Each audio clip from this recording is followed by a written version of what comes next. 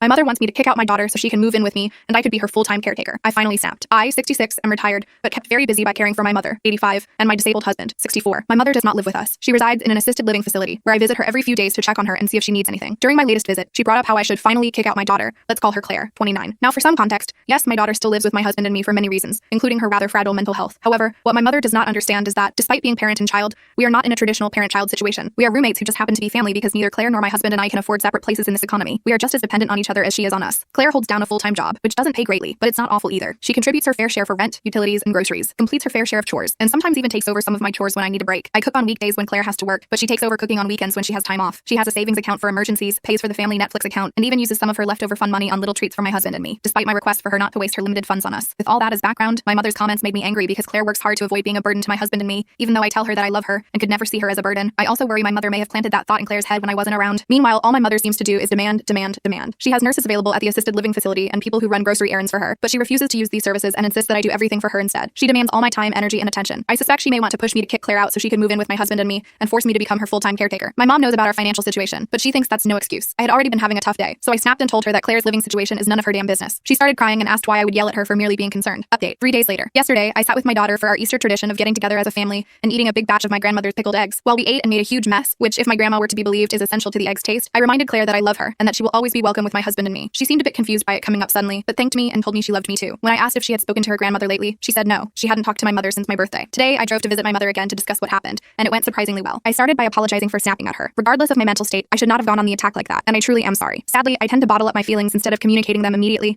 and it's something I know I need to work on. However, I also told my mother that I am not willing to talk about Claire's living situation with her, and I asked her to use the facility services a bit more in the future instead of always relying on me, because I have a life of my own and a husband who also needs me, probably more than she does, but I didn't say that part out loud. She started crying again, asking why Claire and I hate her so much. She talked about how Claire never calls and only seems to acknowledge her existence when she has to, and that she has now also turned me against her. She asked if I was really so sure that Claire wouldn't eventually start ignoring me the way she is ignoring her. I was getting very impatient with her again, but I was prepared for it this time and managed to stay calm. I asked her to think back to her interactions with Claire over the past 5 years and the many moments of rudeness or outright cruelty toward Claire. I even named some specific instances Claire has told me about and asked her to put herself in Claire's shoes. Would she want to spend any time with someone who treated her like that? I felt ridiculous talking to my 85-year-old mother as if she were a 5-year-old child. However, when I told her that we love her but at times do not feel particularly loved by her, it seemed to actually get through to her. She stopped crying and told me that she didn't realize her comments hurt my daughter so badly. In my mother's defense, Claire, like me, has the habit of bottling up her feelings in the moment and disengaging instead of communicating unless she feels she can predict the other person's reaction perfectly. So she likely never told my mother that those comments hurt her and just started distancing herself. My mother promised to use the facility's services more and in turn asked me if we could go out and do something fun every now and then. Her definition of fun usually involves going to the casino with a very strictly enforced budget, so we'll see about that. It doesn't sound terrible for some mother-daughter bonding time. I'm not sure how things will develop now, but I am hopeful. I will tell Claire what her grandmother and I talked about today and see if she's willing to give her a chance to make amends. I won't push her though.